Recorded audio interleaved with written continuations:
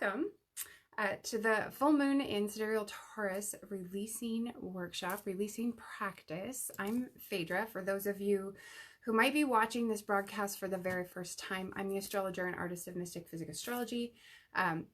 This is the first broadcast that I've done since September. We've been on a little bit of a hiatus, so I'm feeling a little rusty. Let me know in the comments, please, if you can hear me and see me okay. I just had a snafu with the audio. I didn't have the microphone set up completely plugged in. We were missing some power in a critical spot, and so we aborted that mission. And here we are starting fresh. So please let me know if you can hear me and see me okay in the comments on the broadcast, because we want to have volume, right? We want to have sound. It doesn't do any good to not have sound. And actually, let's see. Maybe I can unmute my tab and check real quick.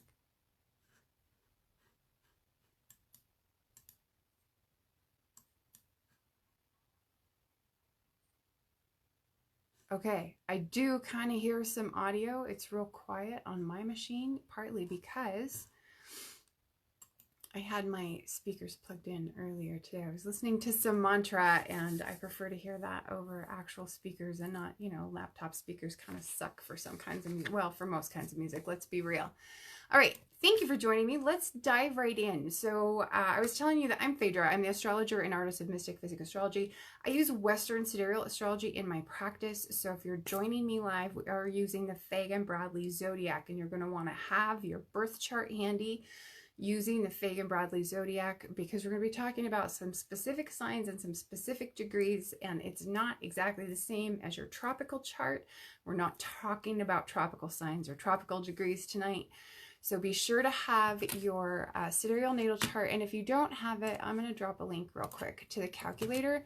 So this is online at the website. It's a free online calculator that you can use to look up your sidereal natal placements. We're specifically interested tonight in where your sun is and where your ascendant is, because you can do this practice for both your sun sign and your rising sign. And we're also interested in what degrees those planets or points are at. And we're also going to be taking a look at some specific degrees of some specific signs. So hang tight, because you may want to refer back to your natal chart to check it and see if you have planets or points at any of those places that we're going to talk about later on in the broadcast. But my aim really with this broadcast, with the full moon releasing practice, with the new moon intention setting practices that we do, is really to provide guidance for you on how you can consciously use the energy of the transiting planets to affect your life in a positive way. Really, we want you to be proactive with your transits and not reactive with your transits, because if you know they're coming, you can prepare, right? If you know what's coming, it's just like knowing if it's going to rain tomorrow, whether you should grab a raincoat and an umbrella on your way out the door, right? So you're going to use astrology the same way in your life. And that's what I'm here to help you with. But if you need to look up your sidereal sign placements, use that calculator. I dropped the link in the comments. I will also include that link in the description. I'll go back and include it after the fact. But tonight what we're going to do is kind of approach the broadcast from a three-part kind of strategy. The first part of the broadcast, we're going to talk about this specific full moon in Taurus and the astrology of it and how we might experience that. In part two, we're going to get into what house this particular full moon is falling in for each of you according to your sidereal rising sign and what the themes of that house are. So for those of you who are well versed in astrology, when we get to part two, you can take a break, right? Go have an intermission, grab a snack, refill your drink, whatever you need to do.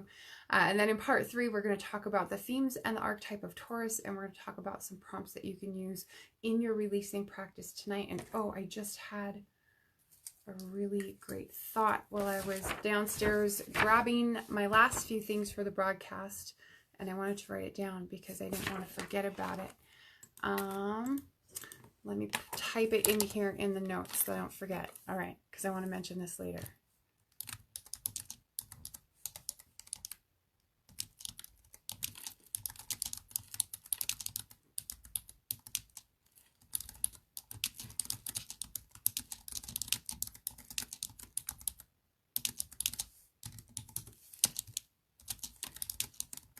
This is real wordy. I'm going to find a way to say it better by the time we talk about it. All right.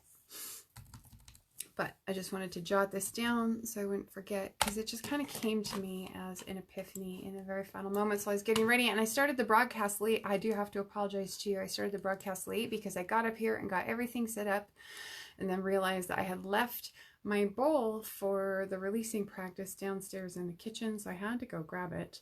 And then I got back up here and didn't have my audio completely connected in the proper way. So we kind of had a weird start, and I apologize for that. But thank you all for joining me. So tonight what we're going to do is we're going to explore how boredom might be keeping you stagnant and stuck, how stubbornness might be holding you back from what you want.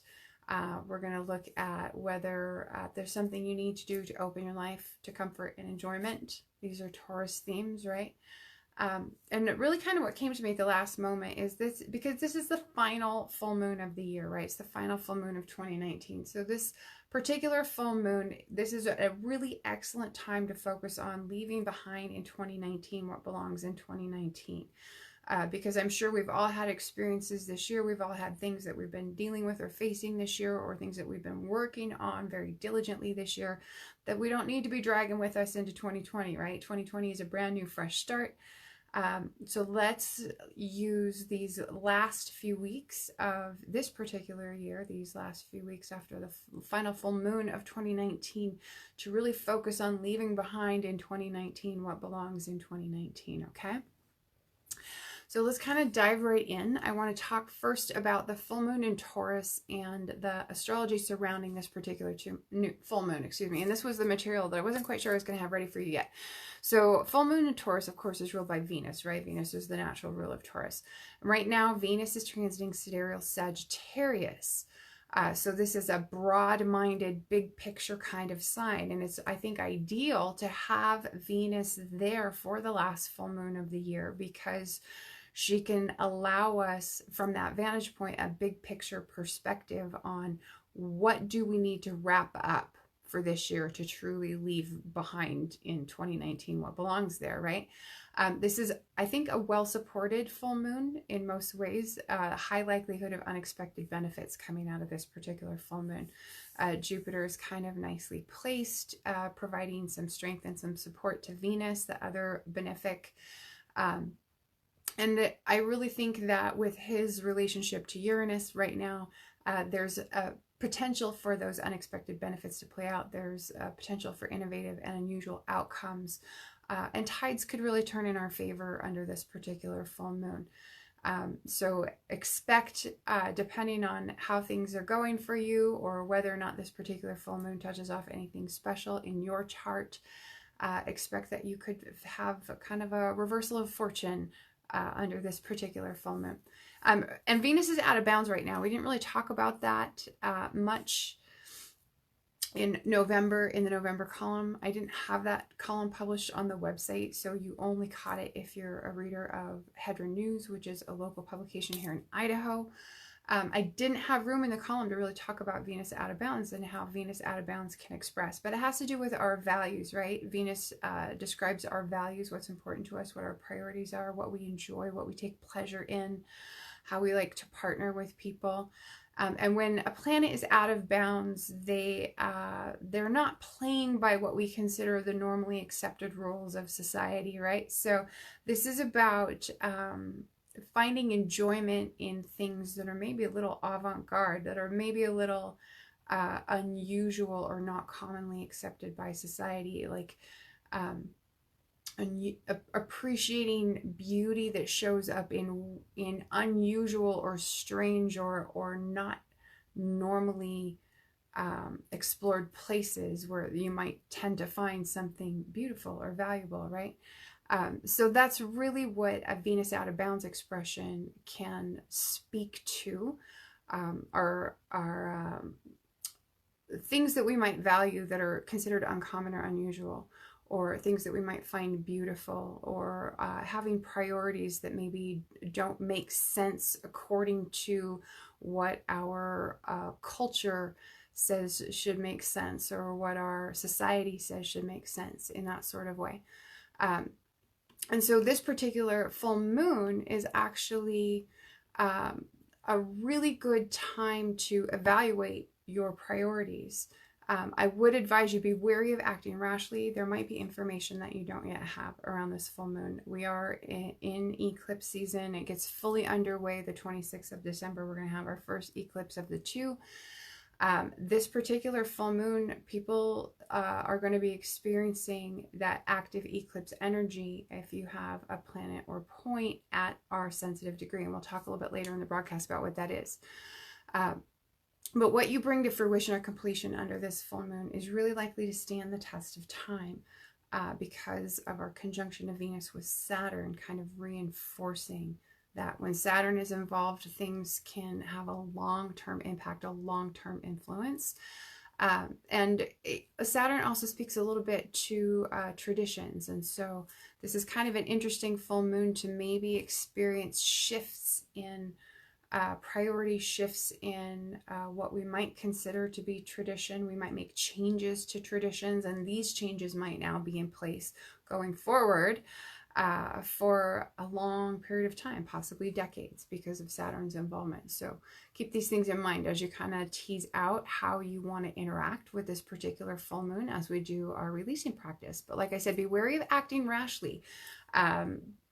There might be information that we don't have, and that's particularly because of the eclipses.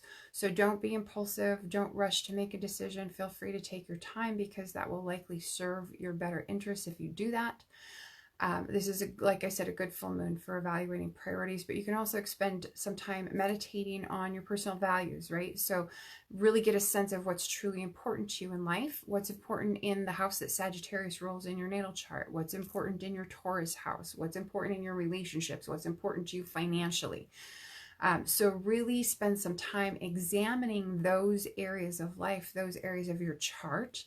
And I would encourage you also with this full moon to take active steps to meet commitments. So cut through confusion, be proactive about that. Look for clarity. You want to be actively seeking clarity. This is a good full moon to demonstrate a little bit of maturity, some good sportsmanship perhaps, and engage in a little ethical competition, right?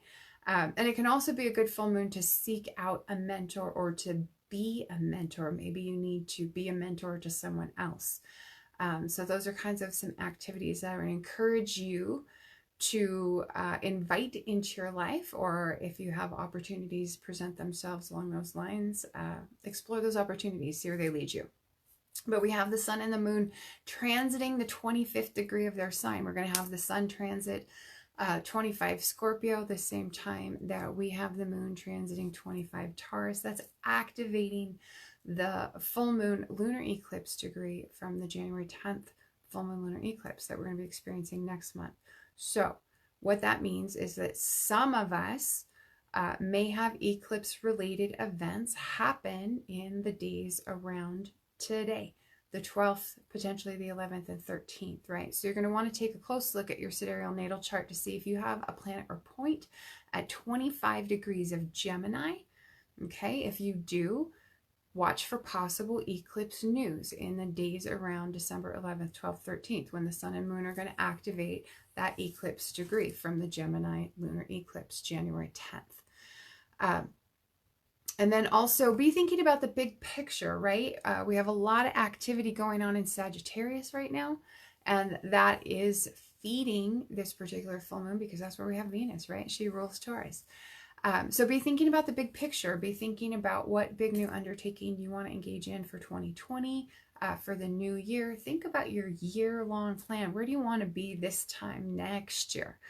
And really spend some time getting clear about what that outcome looks like and what steps you might need to take to get there, because this is the perfect time to be formulating a plan of action so that you can be implementing that plan early 2020 after all planets hit direct motion and after we have our first new moon in Capricorn, right? Because it's going to be the new moon that has to do with achievement and dedication to your goal. So keep that in mind. All planets are going to be in direct motion by the time Uranus stations direct January 10th with the full moon lunar eclipse. We're going to have the new moon in Capricorn January 24th, so that's ideal timing. what we'll do now, if anyone has questions about this particular full moon, please go ahead and include those in the comments. And then what we'll do in part 2, after we wrap up the discussion about this particular full moon in Taurus, in part 2, we're going to talk about the rising signs and what house this is falling into each of you according to your sidereal rising sign. We'll go over what the themes of those houses are.